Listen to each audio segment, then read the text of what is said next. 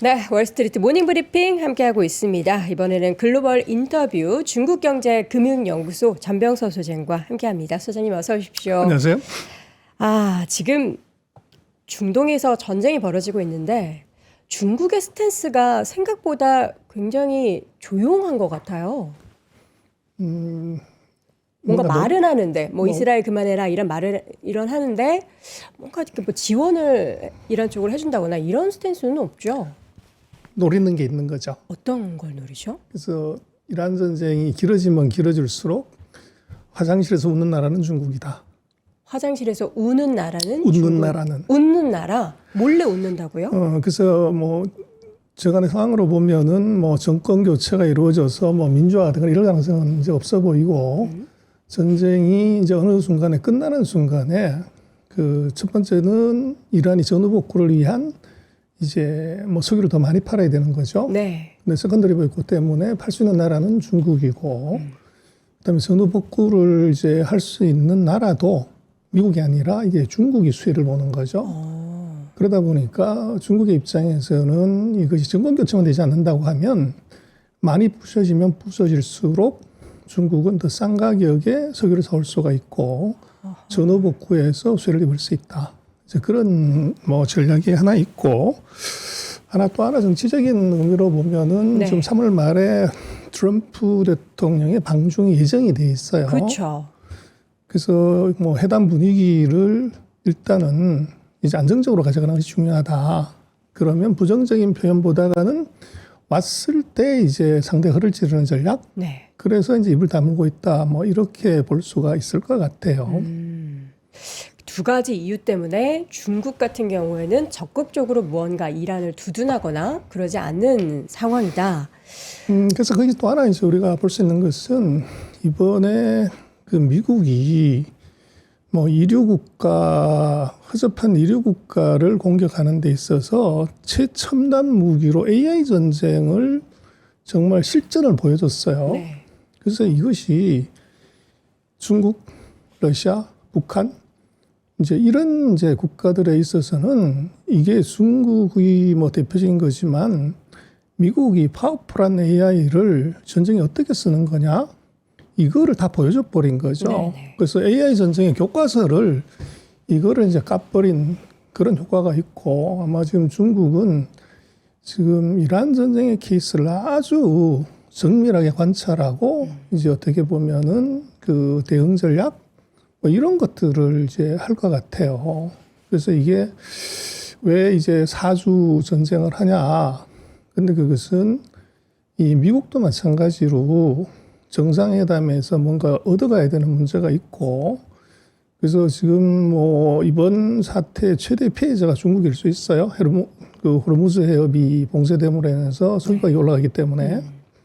그래서 이제 그 전에 끝내야 되는 것이 어떻게 보면 중국과의 협상에서 뭔가를 얻어올 수 있는 것이 있고, 또 지금 아주 굉장히 아이러니지만 2만 불짜리 드론이 이게 고가의 패트리어트 미사일을 소진시키는 이런 현상이 지금 나타나고 있어요. 네. 그래서 이게 굉장히 새로운 전쟁의 패턴이고, 네. 그래서 그런 것들을 관찰자의 입장에서 놓고 봐서 이제 언제 이제 이득을 극대화할 것인가 이걸 중국은 노리고 있는 거죠. 중동 전쟁에서 드론, 미사일의 히토류 사용량에 대해서도 좀 관심이 좀 있네요. 결국은 지금 이번 전쟁은 시간의 싸움이다. 이제 그렇게 보는데 네. 이게 미국의 패트리어트 미사일이나 이제 그 대공 미사일이 언제 이제 스타크아웃 되냐는 것하고 네. 또 반대로는 이게 허접한 AI 드론 2만 불짜리가 언제 이제 소진되냐의 싸움인 거죠. 그러다 보니까 이게 소진되면 생산을 하고 양산을 해야 되는데 이게 드론이든 패트리어트 미사일이든 첨단 장비 제품엔 다 히토류가 들어가요. 근데 그 히토류를 누가 지고 있냐면 90% 이상을 지금 중국이 지고 있어요. 그렇죠. 그러다 보니까 이것이 굉장히 미묘한 상황. 그 이란 전쟁의 핵심이 아이러니하게도 시간이고 네. 그 시간에 이제 드론이나 미사일이 있지만 그 또한 뒷면에는 중국의 히토류가 있다는 거죠. 네. 그래서 히토류의 이제 공급 중단이나 어떻게 보면 이것이 장기적인 이란 전쟁의 이 승부를 또는 기간을 결정하는 변수가 될 수도 있습니다. 중국 같은 경우에는 그러면 본인 나라에 있는 가장 큰 자원에 대한 뭔가 파워를 다시 한번 확인을 한 상황이네요. 이번 전쟁이. 뭐 이것이 이제 두 번째로 확인된 거죠. 그래서 트럼프 대통령이 한국에 왜 왔냐. 네. 뭐 우리 이재명 대통령 만나러 온 것도 아니고 네. G20을 이제 참석하려는 것도 아니었어요. 그래서 G20 안 하고 바로 그 전날 저녁에 가버렸으니까. 근데 그것의 의미는 90일씩 연장했던 히토류를 1년 연장하기 위한 협상 때문에 온 거죠. 네. 그게 이제 첫 번째는 트럼프를 한국에까지 불러올 수 있었던 힘은 시진핑의 파워가 아니라 히토류였다. 그리고 이번에 이란 전쟁의 기간을 결정하는 것도 조금 더 이제 길게 추론을 해보면 히토류의 재고 수준이 첨단 무기의 재고 수준하고 같이 일치한다. 근데 그 히토류를 지금은 미국이 지고 있는 것이 아니라 중국이 지고 있다는 것이 굉장히 중요한 의미가 있습니다. 네. 지금 밤사이에 전쟁이 진정되기는커녕 지상군 투입 등에 대한 내용들 그리고 유가의 급등이 만들어졌었던 이란 쪽에 있어서의 유조선 공격 얘기까지 나오고 있습니다. 지금 전쟁 관련한 내용들 뉴스들을 쭉 보시면서 우리 소장님께서는 이 상황은 좀 부정적이다. 특히 뭐 증시나 우리나라 산업에 좀 부정적이다 싶었던 내용은 뭐 딱 한 가지인데요. 뭐 중동에서 뭐 서로 이제 뭐 체제를 바꾸든 뭐라든 상관없이 네. 오로지 가격 하나 에너지 가격의 상승이 이게 전 세계 최대 관심사인데 그렇죠. 그것은 이제 호르무즈 해협이 봉쇄됐을 때의 에너지 공급망의 문제 때문에 그렇고 그래서 지금 이제 유가가 올라가거나 주가가 떨어지거나 하는 것은 이것은 실제적인 물량의 문제, 물량 리스크보다는 공포 리스크다. 그래서 지금 뭐 우리나라도 그렇습니다만 하루 아침에 뭐 기름값 200원씩 올리는 것 이게 과장된 것도 있지만 실제로는 호르무즈 해협에 석유가 오지도 않았는데 가격이 왜 오르냐 하는 것은 공포 심리가 반영이 된 거죠. 네. 그래서 이 공포 심리의 문제고 그러나 현실적으로 놓고 보면 호르무즈를 막았을 때 이란은 이제 어떻게 보면 자금줄이 끊기는 이제 이 현상이기 때문에 이것은 뭐 처절한 자해행위다. 이제 이렇게 봐야 될 것 같고 그래서 지금에 있는 상황은 뭐 어느 나라든 다 마찬가지지만 석유 비축이 있어요. 3개월, 6개월, 1년. 그래서 적어도 한 3개월 정도는 이것은 이제 리스크 프리미엄이지 수급 프리미엄은 전혀 아니다. 그래서 만약에 예상대로 트럼프 대통령 얘기대로 4주 만에 끝나버리면 어떻게 되냐? 네. 그러면 그 프리미엄은 순식간에 사라지는 거죠. 그래서 일단은 그 지금은 공포 프리미엄을 이제 그 시장이 반영하고 있는 걸로 봐야 될 것 같고 그리고 이제 어제부터 이제 많이 나오는 것이 뭐 공습으로는 어떤 나라도 정권을 바꾼 적이 없다는 것이 이제 뭐 얘기지만 이제 트럼프 대통령이 차도 살인의 길을 쓴 것 같아 남의 칼로 적을 죽이는 차도 살인 남의 칼을 그게 이제 쿠르드족인데 그래서 이제 이것이 정말로 내전을 내전을 만들어서 정권을 바꿀 수 있는 거냐? 근데 그것은 쿠르드족이 그 사이에 미국한테 한 2번이나 쏘갔기 때문에 네. 이번에도 정말로 이 미국의 용병으로 이란을 전복하는 것이냐 아니면 그 과정에서 뭔가를 미국의 약점을 이용한 최대의 이득을 얻기 위한 이제 쇼업이냐? 쿠르드족 쪽에서 그렇죠. 그래서 그것은 후자의 가능성이 높아요. 근데 뭐 이란의 군사력하고 그런 쿠르드족 반군의 군사력과는 게임이 안 된단 말이에요.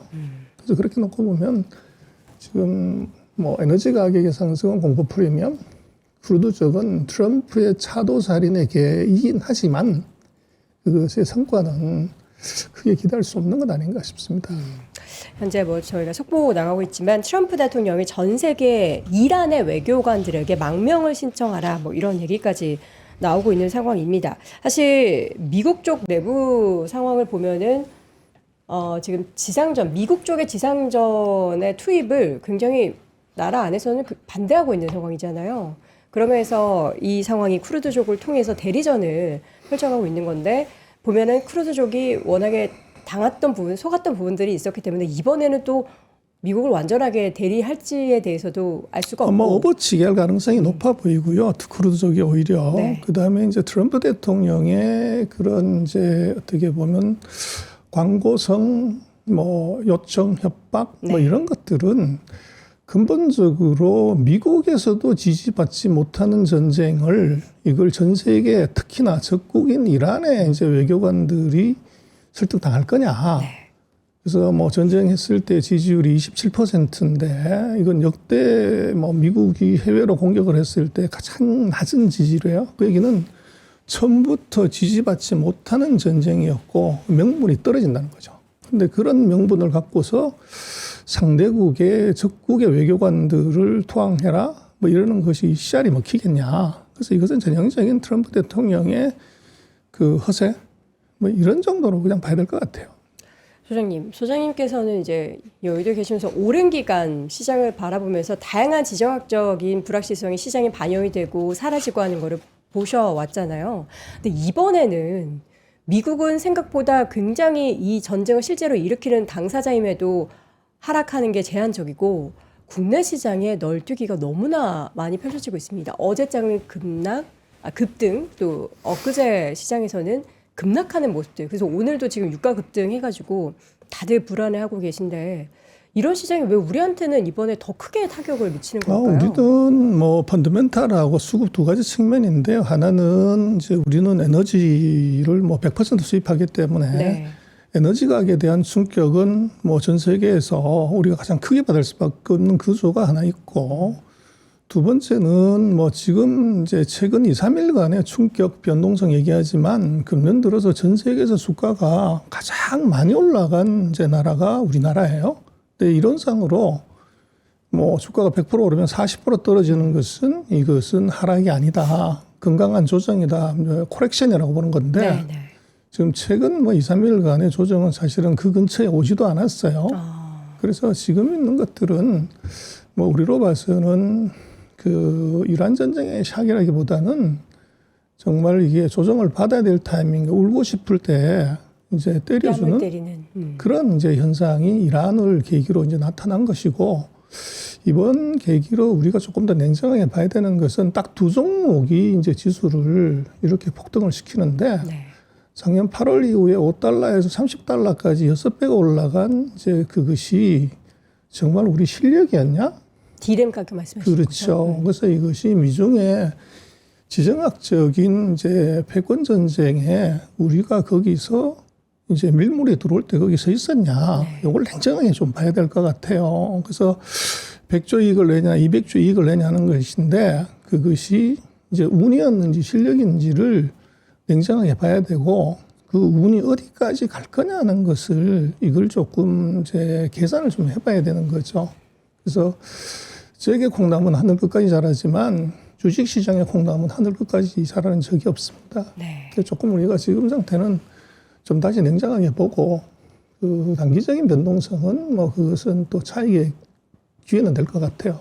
아직까지는 우리가 반도체 가격이 계속 올라가고 있고 또 사이클이 여전히 살아있기 때문에 박물관이 살아있다처럼 아마 제가 볼 때는 뭐 우리는 아직은 추세는 살아있다. 그러나 취하지는 말고 즐기는 쪽에서 뛰어내릴 때가 언제인지를 냉정하게 생각하고 가야 된다. 그렇게 보십니다. 그러니까 계속 지금 시장의 변동성이 엄청나게 컸고 삼성전자, SK하이닉스를 비롯한 지수 자체가 두 자릿수 이상이라면 세 자리죠. 20%대의 하락이 보이자 이것에 대해서 펀더멘털의 훼손이 나타나지 않은 상황에서의 지정학적 불확실성이 불거진 그런 부분이기 때문에 펀더멘털로 봤을 때는 다시 회복의 가능성을 이야기를 했지만 사실 우리가 객관적으로 봤을 때도 너무 많이 좀 주가의 단기적인 급등이 있었고 거기에 다양한 이제 수급적으로는 신용 물량도 굉장히 많이 쌓였기 때문에 어찌 보면은 타이밍상 굉장히 불가피하게 이게 또 맞아 떨어졌다라는 부분도 우리가 인지를 해둬야 될 것 같습니다.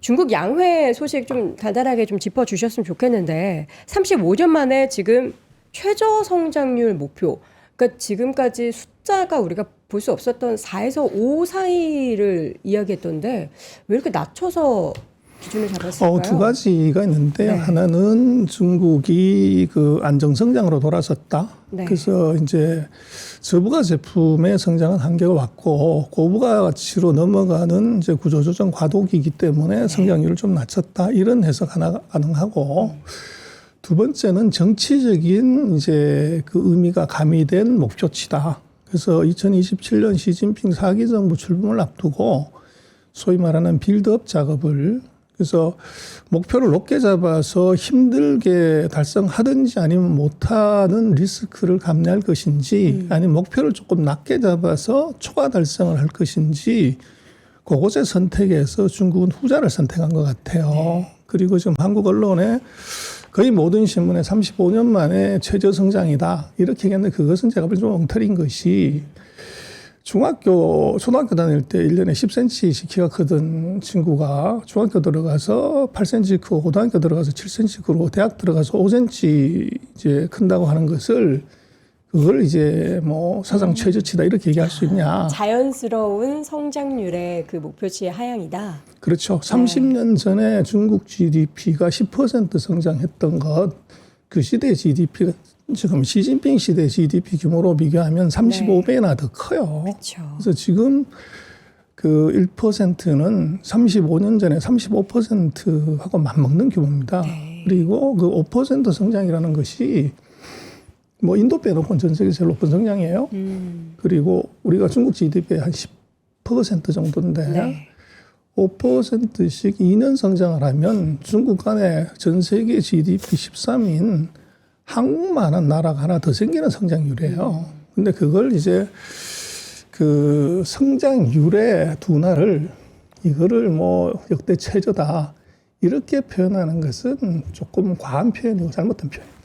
그러니까 목표치가 하향됐다라는 것은 자연스러운 수준이고 그렇다라고 해서 이게 절대적으로 낮은 숫자는 아니다라는 것을 우리가 인지해야 되는 그래서 거군요. 이제 숫자를 넘버를 보지 말고 하우를 봐야 돼요. 어떻게 성장을 시키느냐. 그렇죠. 그래서 신발 팔고 장난감 팔아서 5% 하는 것하고 네. 드론 팔고 이게 이제 노트북 팔고 핸드폰 팔고 이렇게 보는 4.5%는 다르게 봐야 된다. 중국이 지금 막대한 자금도 그렇고 지금 국가적으로도 다양하게 기술에 대한 굴기, 그러니까 뭐 반도체도 그렇고 AI 소프트웨어도 그렇고 이런 행보를 계속해서 이어 나가고 있습니다. 그런데 이 투자가 과연 성공할 것인지 실패할 것인지는 가봐야 아는 거잖아요. 만약에 실패하게 된다라고 하면 중국 경제는 지금보다 더 힘들어질 가능성도 일부에서는 좀 우려를 하던데요. 어떻게 뭐 보십니까? 당연히 그런 건데 팩트는 그런 것 같아요. 그 중국하고 경쟁 상대가 바로 한국인데 네. 지금 중국은 반도체하고 축구 빼놓고는 우리보다 못하는 게 없어요. 그래서 첨단 산업 모든 분야에서 반도체 빼놓고는 우리보다 다 센 것 이거 어떻게 평가해야 되냐. 네. 그것은 이미 성공이다 이렇게 봐야 될 것 같고 대신 이게 성공은 맞지만 돈은 벌리냐 수익성이 있냐는 문제는 약간 다른 문제예요. 그래서 지금 뭐 전기차, 배터리, 뭐 태양광, 풍력 발전 다 세계 1등 뭐 점유율 80% 90%지만 그 회사들이 흑자나는 회사가 대단히 작아요. 그래서 이제 1등은 했지만 과당 경쟁으로 어떻게 보면은 이제 가난한 기술이 돼버린 그런 현상이 지금 나타났고 그래서 중국이 2026년 이제 양회의에서 이번에 얘기한 아주 중요한 요소 하나는 과당 경쟁을 없앤다.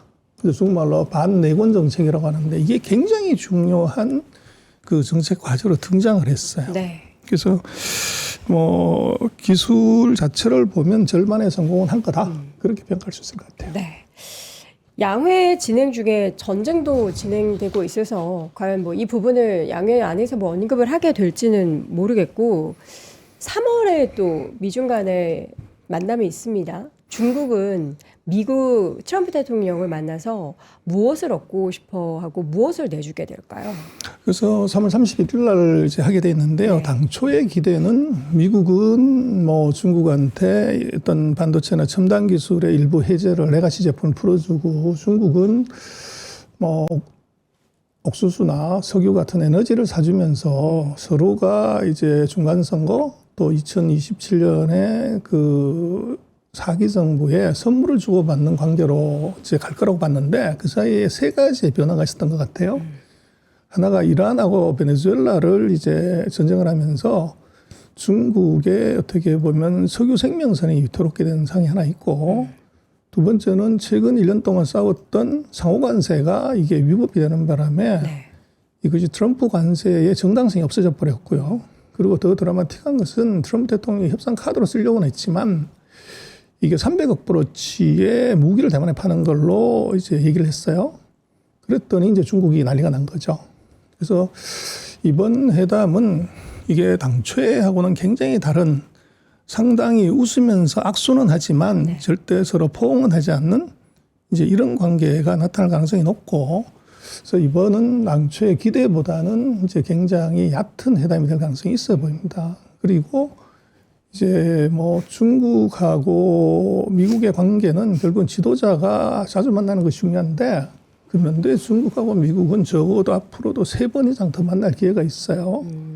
그래서 시진핑의 답방이 있을 수 있고 또 아펙이나 G20 정상회담에서 더 만날 수 있기 때문에 이번에 만나서 모든 것을 결판내거나 이럴 가능성은 굉장히 낮아 보입니다. 그래서 이번 회담은 아마도 서로가 이게 이란에 관련되는 부분을 갖고서 한쪽은 이제 공적을 자랑하고 싶은 외교적 성과를 올릴 수가 있고 반대로 이제 중국의 입장에서는 트럼프의 어떻게 보면 국제 뭐 관례 또 인권 또 명분 거기에 이제 결함을 물고 늘어지면서 서로가 이제 어떻게 보면은 그 강점 칭찬하기가 아니라 약점 물어뜯기 이제 이런 회담이 될 수 있는 가능성이 조금 있어 보여서 네. 이번 회담은 뭐 크게 이제 화해 무드로 이제 서로가 좋아지는 그런 그림은 조금 기대하기 어렵지 않나 싶습니다. 그러면 이제 만나서 서로 어떻게 보면 이제 시체말로 간을 좀 보고 그리고 나서 뭐 물밀 협상을 더 이어 나가든지 아니면 그 다음 만남에 있어서의 뭔가 약속을 하든지 이런 상황이지 이번에 미국과 중국 간의 만남이 이루어졌다라고 해서 뭔가 화해 무드가 확 생긴다거나 이러지는 않겠다. 그렇죠. 그래서 왜 트럼프가 사주를 얘기를 했냐 네. 이런 전에 그것이 그 방송을 사실은 염두에 둔 거죠. 그래서 한 달 안에 끝을 내야 이제 뭔가 새로운 얘기를 할 수 있는 거고 그것이 그대로 지속이 됐을 때는 중국의 입장에서는 자기네 에너지의 40%가 통과하는 지역을 봉쇄하게 만든 이제 외국의 지도자하고 웃으면서 악수하고 이게 협력할 수 있냐. 네. 이제 이게 중국 내부적인 어떻게 보면은 고민이죠. 그래서 그 부분을 해결하려면 그 전에 전쟁을 끝을 내야만이 거기에 대한 답을 이제 줄 수가 있는 문제가 있는 거죠. 중국 지금 내부적인 상황은 어떤가요? 지금 뭐 내수를 좀 부양시키려는 움직임들이 실제로 좀 나아지고 있는 상황이 연출되고 있나요? 뭐 드라마는 작년 4분기 12월 달에 소비 증가율이 0.0%로 떨어졌어요. 네. 그래서 이 거시경제의 성장하고 체감하는 미시경제의 괴리가 뭐 K자 성장처럼 그렇게 커요. 네. 소비는 0%, 이제 경제 전체 성장은 5%. 그래서 그 갭을 못 메우면 이제 민심이 나빠지는 거죠. 그래서 이제 중국은 금년도에 이번 경제공작 전인대 정부 업무 보고에서 네. 확실하게 얘기한 것이 내수 중심 성장.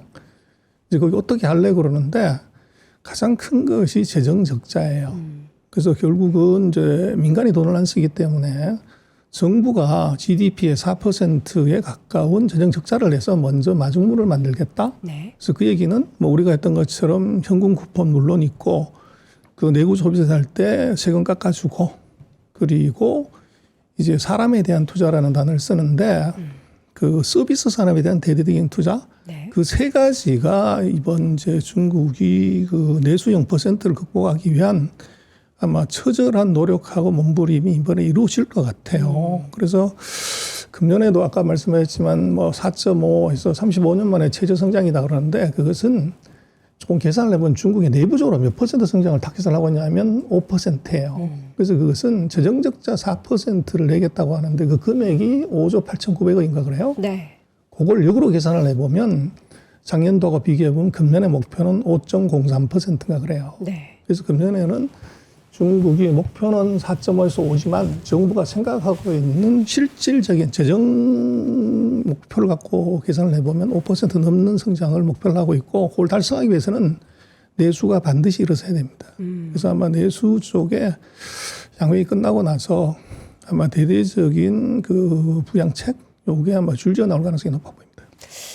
자, 지금 상황에서 사실 뭐 중국 쪽이 굉장히 생각보다 이슈가 되게 조용해요. 그래서 뭔가 일부러 그렇게 좀 조용히 있다라는 생각도 들기도 하는데 저는 앞서서 우리 소장님께서 말씀해 주셨던 내용 중에서 중국이 반도체와 축구 빼놓고 다 잘한다 이 말씀을 해 주셨는데 반도체, 그러니까 국내 기업들, 반도체 기업들 이야기할 때마다 중국이 이거 언젠가 쫓아올 거다라는 것이 리스크 중에 하나로 늘 꼽히거든요. 근데 이전에도 소장님께서 아직 멀었다. 빨라봤자 2027년이라고 또 말씀하셨을까요? 여전히 그런 상황이 이어지고 있는 뭐 거죠? 그렇습니다. 그래서 지금 최근에 나타난 새로운 변화가 이제 그 중국이 H200 엔비디아 칩을 살 것처럼 하다가 실제적으로 하나도 안 샀고 그러게요. 미국도 마찬가지로 허가해 줄 듯 하다가 하나도 허가를 안 해주는 바람에 네. 지금 엔비디아가 H200 재고가 넘쳐난다는 거죠. 그래서 이제 미국이 중국으로 AI 칩 하는 것이 물 건너갔다. 이제 이게 중요한데 거기에 이제 우리로서는 이게 반도체 호황을 조금 더 길게 가져갈 수 있는 요소가 돼요. 그래서 중국이 엔비디아 칩을 쓰지 않음으로 인해서 국산 칩을 쓰면서 HBM이나 D램의 수요가 한 3배 정도 더 늘어나게 돼 있어요. 그래서 우리는 엔비디아는 울지만 삼성이나 하이닉스는 웃는 구조, 이게 이제 되고 있고, 그러나 문제는 이제 식칼 가지고 회를 썰다가도 실력이 되면 회칼처럼 이제 쓸 수가 있단 말이에요. 그래서 우리로 봐서는 지금 미중의 저런 반도체 전쟁이 우리한테는 단기적으로는 초대형 호재지만 시간이 이제 한 2년 반에서 반도체 사이클 4년이 지나면 어떻게 되냐. 그것은 중국이 악심 먹고 쫓아오기 때문에 우리한테 이제 어떻게 보면 치명적인 이제 창으로 돌아올 가능성이 있어요. 그리고 지금 반도체 가격이 뭐 5배, 6배 오른 것은 안을 자세히 들여다보면 중국의 그 수요 급증이 그 엔비디아 칩을 쓰지 못하고 중국 국산 칩을 쓰면서 거기에 필요한 이제 예를 들면 엔비디아는 하나만 쓰면 되는데 성능이 떨어지니까 하웨이 칩은 이 AI 칩을 3개를 쓰다 보니까 거기에 엔비디아 칩은 예를 들어서 6개 들어간다면 되지만 하웨이는 638, 18개의 HBM이 들어가야 되는 거죠. 네. 그러다 보니까 우리가 작년 8월부터 이제 엄청난 특수를 보지만 냉정하게 우리가 생각을 해보면 작년 8월 이후에 우리가 신기술을 개발하고 신제품을 개발하고 생산 캐파를 늘렸냐? 그 3가지 하나도 해당되는 게 없어요. 그래서 이것은 이제 양국 간의 그 기술 패권 경쟁에 거기에 우리가 엄청난 너버지를 했는데 문제는 이것은 반도체 공장은 하나 짓는데 2.5년, 2년 반 이상이 걸리기 때문에 네. 그 시간 공백에서 우리가 엄청난 이제 이득을 보고 있는 거죠. 근데 그것이 시간 공백이 이제 뭐 없어진다? 계속 슈퍼사이클이다. 그런 것은 기대하면 안 되고 2년 반의 그 공장 건설의 타임레그 정도? 그 정도를 우리가 즐기고 대신 그때 지금 왕창 번 돈을 갖고 넥스트 스테이지에 어떻게 대응할 건지를 준비를 제대로 단단히 해야 됩니다.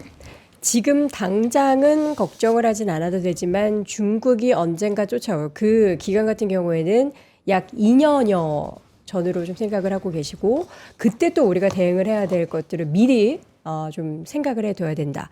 지금 당장은 우리 걱정할 거는 없다라고 너무 보는 건 너무 낙관적인가요? 뭐 즐기면 되는 거죠. 그래서 취하지만 말고 네. 취하면 비틀거리죠. 그리고 시간 분간이 안 되고 어디로 가야 될지 분간이 안 그쵸. 되는데 지금 조금 많이 취해 있기는 하죠. 우리나라 반도체 투자 관련한 기대감과 그리고 실제로 사실 뭐 일부 외국계 쪽에서는 400조 넘는 영업이익을 이야기를 하는 게 저는 너무나 이게 맞나 싶은 의구심이 좀 들거든요. 지금 같은 이제 가격이 그대로 유지된다고 하면 그보다 네. 더 날 수도 있죠.